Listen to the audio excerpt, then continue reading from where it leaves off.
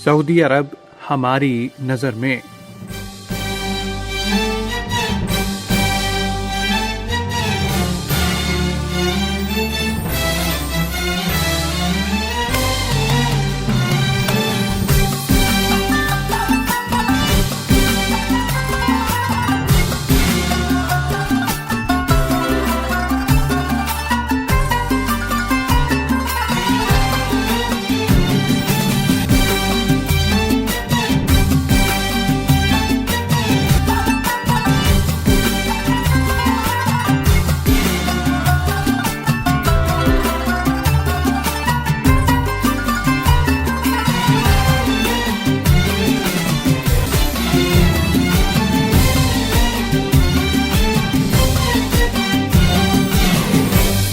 सामईन किराम, प्रोग्राम की ताज़ा क़िस्त पेश खिदमत है। सामईन, आज का हमारा मौजू है इस्लाम में रवादारी।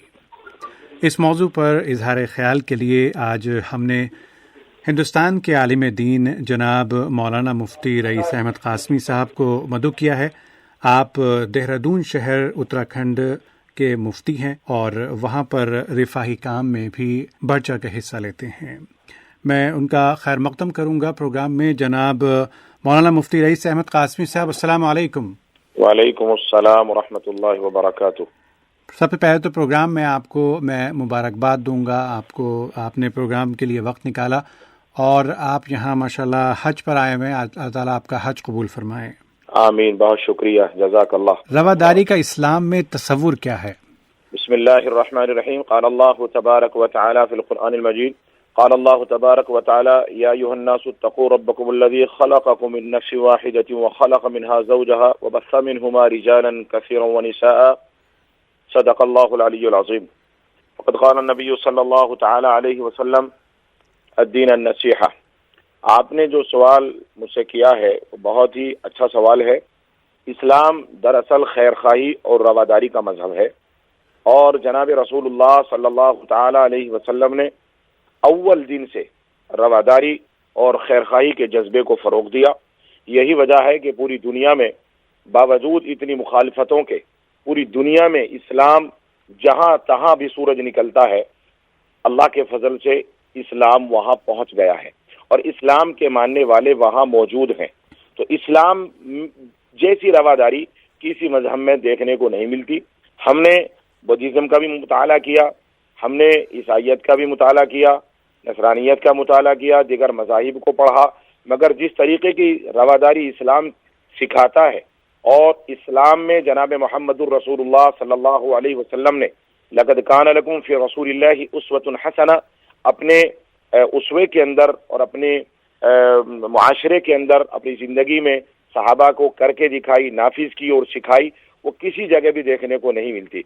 तो इस्लाम में रवादारी का तसव्वुर, खैरखाई का तसव्वुर अव्वल दिन से है और होना चाहिए और आइंदा भी जब तक इस्लाम अच्छा इस्लाम लोगों के पास और रसूलुल्लाह सल्लल्लाहु अलैहि वसल्लम का इस्लाम लोगों के पास रहेगा और बाकी रहेगा, इंशाअल्लाह तो रवादारी को फ़रोग़ होता रहेगा और फ़रोग़ देने वाले, इस्लाम को मानने वाले और अल्लाह के मुक़र्रब और ख़ास बंदे कहलाए जाते रहेंगे। इस्लाम में रवादारी को बहुत ज़्यादा अहमियत हासिल है। जी, क्या रवादारी का दायरा मुसलमानों तक ही महदूद है? नहीं, रवादारी का दायरा मुसलमानों तक महदूद नहीं है, बल्कि जनाब रसूलुल्लाह सल्लल्लाहु तआला अलैहि वसल्लम ने अपनी ज़िंदगी में यहूदियों के साथ रवादारी की है, दुश्मनों के साथ रवादारी की है। हमें भी यहाँ इस दौर में रवादारी को इस्लाम के दायरे के अंदर महसूर नहीं करना चाहिए, महदूद नहीं करना चाहिए, बल्कि मैं समझता हूँ कि हमारे मुसलमानों को, हमारे खवास को, हमारी आवाम को, हमारे उलमा को, जिस लाइन का भी हमारे ताजिरों को रवादारी को फ़रोग़ देना चाहिए और रवादारी को और खैरखाई के जज्बे को पूरे मुआशरे पर, हिंदू और मुसलमानों पर यकसा तौर पर नाफिज करना चाहिए और उसका सबूत पेश करना चाहिए।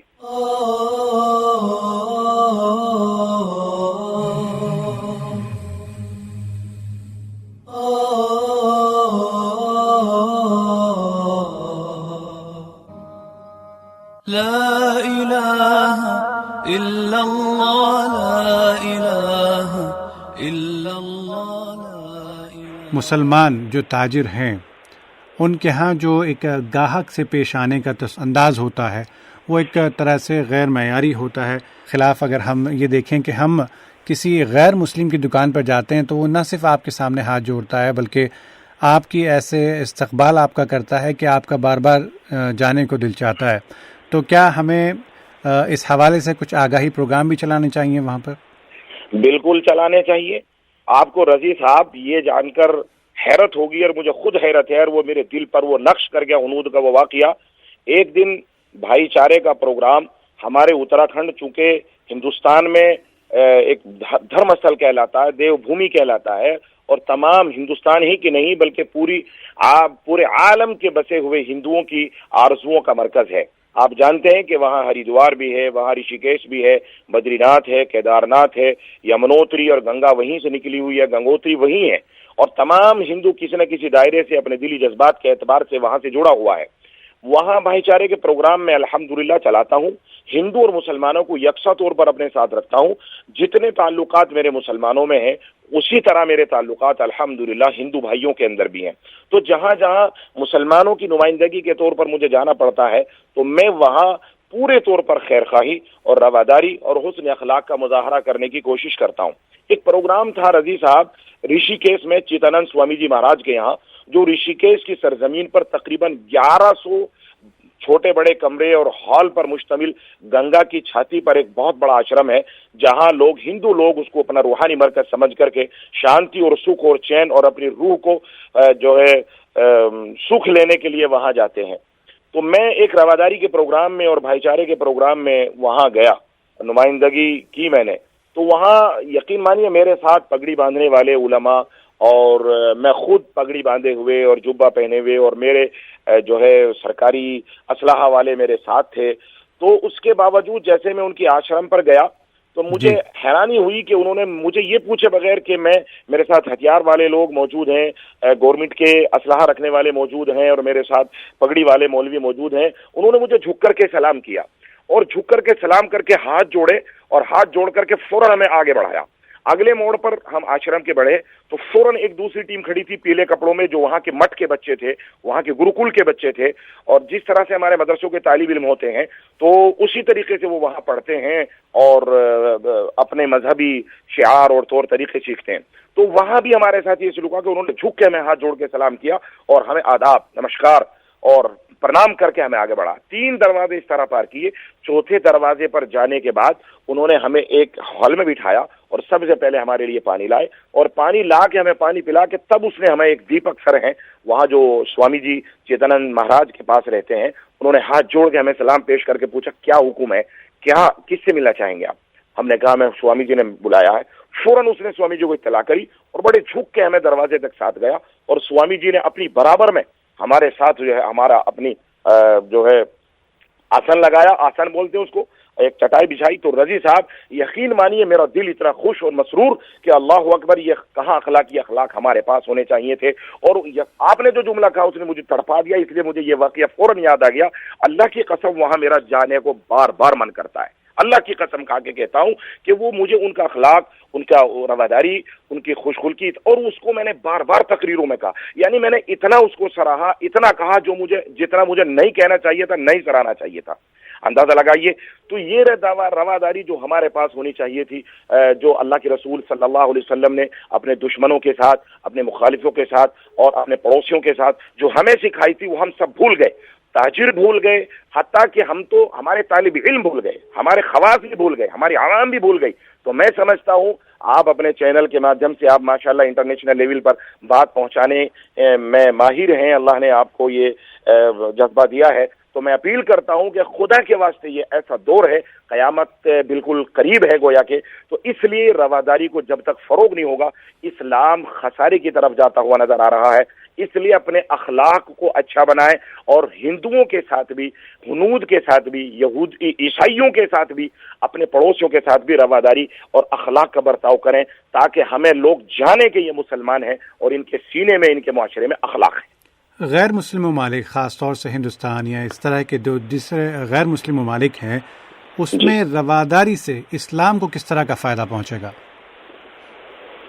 میں سمجھتا ہوں کہ ہندوستان اور دیگر جہاں بھی جو غیر مسلموں کے ممالک ہیں وہاں رواداری ہم سے زیادہ، معاف کیجیے گا، جو ہے رضی صاحب غیر مسلموں کے پاس بہت پہنچ گئی ہے، اور اس میں بہت بڑا قصور ہمارا ہے۔ ہم نے اپنے نبی کی طور طریقے اور اسوے کو، اتباع سنت، اتباع قرآن کو بالائے طاق رکھ دیا۔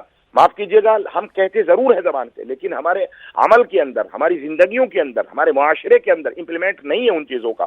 اس لیے میں اپنی عوام سے، اپنے خواص سے، اپنے طالب علموں سے، اپنے مسلمانوں سے یہ کہتا ہوں کہ مسلمانوں کے ملک کو تو چھوڑیے، ہندوؤں کے ملک میں آپ کو ہندوؤں کے ساتھ رواداری کرنی پڑے گی، ان کو ثابت کرنا پڑے گا کہ مسلمان بااخلاق ہوتا ہے، مسلمان رواداری کا علمبردار ہوتا ہے، مسلمان امن کا جو ہے علمبردار اور پیکر ہوتا ہے۔ اس لیے میں سمجھتا ہوں کہ اس سے بے شمار نفع ہوں گے، اور نفع ہوئے ہیں۔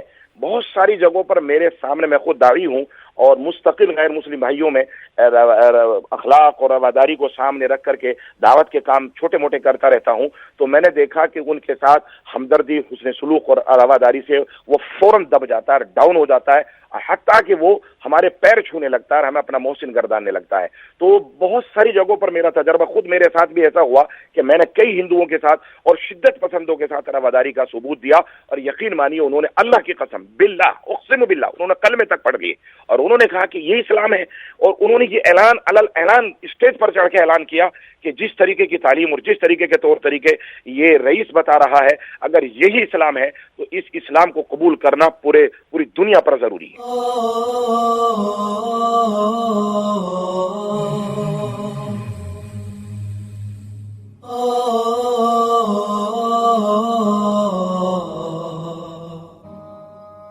لا الہ الا اللہ، لا الہ الا اللہ، لا الہ۔ اسلامی تاریخ میں رواداری کی بہت ساری مثالیں ہیں۔ اگر ان مثالوں کو نمونہ بنا کر ہم اپنے کردار میں ڈھالیں تو کس طرح سے ہم اس کو کریں اور اس کے لیے کس طرح اقدام اٹھانے چاہیے؟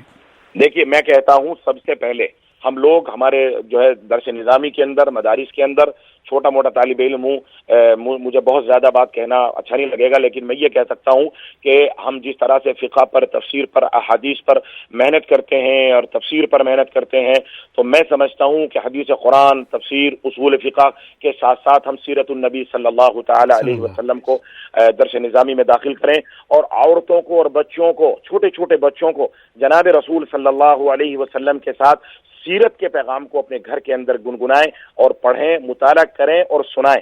اپنی عورتوں کو، اپنے بچوں کو لازم قرار دیں کہ آپ غزوات پڑھیں، آپ رسول اللہ صلی اللہ علیہ وسلم کی مکی زندگی کو پڑھیں، آپ صلی اللہ علیہ وسلم کی ہجرت کو پڑھیں، آپ صلی اللہ علیہ وسلم کے حجۃ الوداع کے خطبے کو پڑھیں، اور اس کو اپنی زندگی میں اپنے بچوں پر سب سے پہلے نافذ کریں، سب سے پہلے اپنی ذات پر نافذ کریں، اس کے بعد اپنے بچوں پر، بیوی پر نافذ کریں۔ رضی صاحب، ہمارے افسوس ہوتا ہے ہمارے گھر خالی ہیں، میرے سینے میں دھواں اٹھتا ہے جب میں اپنے معاشرے کو دیکھتا ہوں۔ میں جلسوں کا آدمی ہوں اور جگہ جگہ نصیحت کے لیے اللہ مجھے بھیجتے ہیں اور مجھ سے اللہ چھوٹا موٹا کام لیتے ہیں۔ سینکڑوں جلسوں میں ہندوستان میں جاتا ہوں تو خدا کی قسم میں لوگوں کو ایسا پاتا ہوں کہ جس طریقے سے ان سے تو اچھے کہیں ہنود معلوم ہوتے ہیں، چونکہ وہ کم سے کم اپنے مذہبی طور طریقوں پر جو انہیں سنسکرتی حاصل ہوئی ہے، وہ اس پر کہیں نہ کہیں شدت کے ساتھ عمل کرنے لگے ہیں۔ مسلمانوں کے پاس یہ خزانہ ہے، مسلمانوں کے پاس سیرت ہے، لیکن مسلمان سیرت سے بالکل خالی ہے۔ تو میں سمجھتا ہوں کہ ان واقعات کو یاد کریں جو مکی میں جناب رسول صلی اللہ علیہ وسلم کے ساتھ اپنے مخالفین، مشرکین مکہ کی طرف سے پیش آئے، اور آپ کا ان کے اوپر صبر اور ان آپ صلی اللہ علیہ وسلم کے جوابات۔ میں سمجھتا ہوں اگر سیرت کی چھوٹی سی کتاب کا بھی مطالعہ کر لیں، صرف مکی زندگی کا، تو اللہ کی قسم کھا کے کہتا ہوں کہ انسان کو سلیقہ آ جائے گا اور رواداری کا اس کو پورا علم ہو جائے گا، اور امپلیمنٹ کرنا اس کی زندگی میں اور معاشرے میں اس کے لیے بہت آسان اور ایزی ہو جائے گا۔ جی، کیا جارحانہ سلوک برتنے والوں کے ساتھ بھی حسن سلوک اور رواداری کا معاملہ کرنا چاہیے؟ دیکھیے، میں سمجھتا ہوں کہ جہاں تک ممکن ہو ہمیں جناب رسول علیہ الصلوۃ والسلام ہمارے لیے دوسری کوئی چیز معنی نہیں رکھتے، نہ دنیا کے اصول معنی رکھتے ہیں اور نہ ہی ہمارے اپنے معاشرے کی جو ہے شدت پسندی کسی بھی طرف سے وہ بالکل معنی نہیں رکھتی۔ ہمارے لیے معنی رکھتی ہے ہمارے نبی کی زندگی۔ لقد کان لکم فی رسول اللہ اسوۃ حسنہ، چاہے وہ ہندوؤں میں سے کسی بھی قوم کا آدمی ہو، وہ ہمارا بھائی ہے، وہ ہماری قوم کا آدمی ہے۔ کیا جناب رسول اللہ صلی اللہ علیہ وسلم نے طائف کے اندر اپنے بھائیوں کو معاف نہیں کیا تھا؟ جبکہ اللہ کے نبی صلی اللہ علیہ وسلم کے پاس فرشتہ آیا اور فرشتے نے کہا کہ آپ آپ جو ہے ہاتھ اٹھائیے, آپ اجازت دیجیے ان دونوں پہاڑوں کو ملا کر کے اس ساری رہتی دنیا تک قیامت تک کے لیے مشرکین اور ان کافرین اور ان ظالموں کا خاتمہ کر کے ملیا میٹ نہ کر دوں. تو اللہ کے نبی علیہ الصلوۃ والسلام کا جملہ آپ کو یاد ہوگا, آپ نے اللہ سے رو کے گڑ گڑا کے جھولی پھیلا کے کہا تھا اللہم اہد قومی فانہم لا یعلمون, اے میرے رب میری قوم ہے, یہ میری قوم میری امت ہے, اس کو ہدایت نصیب فرما, یہ مجھے جانتے نہیں. تو جہاں تک میں سمجھتا ہوں کہ حتی المقدور, جہاں تک استطاعت ہو, رواداری کا, اخلاق کا, صبر کا مظاہرہ ہمیں کرنا چاہیے, اور ہم لوگ کر بھی رہے ہیں الحمدللہ. ہمیں اس کی ایک باؤنڈری ہے کہاں تک رواداری کرنی چاہیے. جب رواداری کا باؤنڈری آپ پار کر جائیں اور سامنے والا آپ کے مذہب پر, آپ کے نبی کی سیرت پر, آپ کی قرآن پر, آپ کی اتباع قرآن اور سنت سے بڑھ کر کے وہ ظلم پر اتر آئے, پھر رواداری وہاں اسٹاپ کر دینی چاہیے. جی, آپ ماشاءاللہ حج پر آئے ہوئے ہیں, حج میں رواداری کی مشق ہوتی ہے؟ بالکل پورا, بلکہ اسلام کے ہر رکن میں, جب سے اسلام لا الہ الا اللہ محمد الرسول اللہ پڑھتا ہے مسلمان, تو سمجھ لو وہ رواداری کا لباس اپنے سر پر ڈال لیتا ہے, رواداری کی ذمہ دار بن جاتا ہے, رواداری اور حسن اخلاق اور خیر خواہی کا وہ مرکز بن جاتا ہے.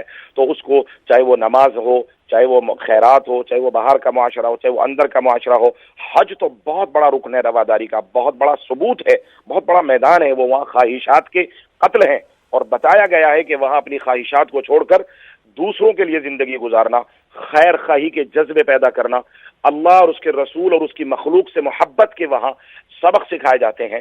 حج تو مکمل رواداری کا جو ہے میدان ہے. دل چاہ رہا ہے کہ آپ سے باتوں کا سلسلہ جاری رکھیں, لیکن پروگرام کی مدت ہے وہ اجازت نہیں دیتی. آخر میں بس آپ سے حج کے تاثرات سننا چاہوں گا. اللہ اکبر کبیرہ, اللہ سعودی عربیہ, مملکت سعودی عربیہ کو اللہ آباد اور شاداب رکھے. حجاج کے لیے جو انتظامات اللہ اکبر یہ لوگ کرتے ہیں, ہمارے ہند و پاک اور دیگر ملکوں سے آنے والے لوگ غلطی ضرور کر دیتے ہیں, مگر سعودی عربیہ کی میں مبارکباد اور بہت زیادہ تہنیت پیش کروں گا کہ اللہ تعالیٰ اس حکومت کو سلامتی عطا فرمائے. اور حجاج کی جو خدمت یہ لوگ کرتے ہیں پوری دنیا میں کہیں اپنے مہمان کی, حتیٰ کہ اپنے رشتہ دار کی, عزیز رشتہ دار کی بھی کوئی کرنے نہیں کر سکتا. یہ حجاج کے لیے یہاں کی پولیس قابل مبارکباد ہے, یہاں کے افسران قابل مبارکباد ہیں. اور میں نے خود دیکھا کہ یہاں کہیں بھی کسی حاجی کو کہیں بیت الخلا کا, کہیں پیشاب کا, کہیں سنجے کی حاجت ہو اور وہ پوری نہ ہو, ایسا پورے سفر میں نہیں ملا. کہیں کسی کو پیاس لگی اور بر وقت اس کے سر پر جو ہے بہترین ٹھنڈا اور میٹھا پانی نہ برسایا گیا ہو, ایسا کہیں دیکھنے کو نہیں ملا. کہیں اس کو دھوپ لگ کے وہ اپنی غلطی سے کہیں تکلیف میں مبتلا ہو گیا, الگ بات ہے. لیکن حکومت سعودی عربیہ کے نظام اتنے امن و چین کے ساتھ حج ہوا ہے کہ میں الحمدللہ بار بار اللہ تعالیٰ بلائے میں آتا رہتا ہوں. اتنے سکون سے حج ہوا ہے, اس پر مبارکباد کی مستحق ہے حکومت سعودی عربیہ, اور مبارکباد کے مستحق ہیں جو ہے منسٹری آف حج. اللہ تعالیٰ ان کو جزائے خیر عطا فرمائے. اور یہاں سے تمام حجاج جو ہیں, آج بھی میں اپنے کچھ ہندوستانی حجاج کے ساتھ بیٹھا تھا تو ایک تقریباً 90 سال کے بوڑھا یہ مجھے تاثر دے رہا تھا کہ مفتی صاحب اس حکومت کے علاوہ کوئی دوسرا یہ کام نہیں کر سکتا. جتنا انتظامات حکومت سعودی عربیہ کر دیتی ہے شاید کس پوری دنیا میں کسی ملک کی حکومت کے یہ بس کی بات نہیں ہے. اور اس پر بھی اللہ کا فضل ہے, یہ نظام فرشتے چلاتے ہیں جو بظاہر حکومت سعودی عربیہ کے نمائندے اور پولیس افسران ہوتے ہیں, دراصل نظام اللہ کے ہاتھ میں ہے. اسی لیے میں کہتا ہوں کہ یہ ہمارا ملک ہے, پوری دنیا کا ملک ہے, اور پوری دنیا کو یہاں کے لیے دعائیں کرنی چاہیے, اور اس کو آباد اور شاداب کرنے کے لیے کوشش کے ساتھ ہم سب کو دعائیں بھی کرنی چاہیے. حج پر امن ہوا اور بے پناہ خدمات ہوئی, اور حجاج کے لیے جو انتظامات ہیں وہ بہت ہی قابل ستائش. بہت بہت شکریہ جناب مولانا مفتی رئیس احمد قاسمی صاحب, آپ نے سعودی عالمی اردو نشریات کو اپنا وقت دیا. اللہ نے چاہا تو اس طرح کی ملاقاتیں اور باتیں آئندہ بھی ہوتی رہیں گی. جزاک اللہ خیر الجزا. سامعین کرام, یہ تھے جناب مولانا مفتی رئیس احمد قاسمی, مفتی شہر دہرادون اتراکھنڈ ہندوستان, معروف عالم دین. اظہار خیال کر رہے تھے, اسی پر انہیں اور محمد رضی کو اجازت دیجیے. اللہ حافظ. السلام علیکم ورحمۃ اللہ وبرکاتہ.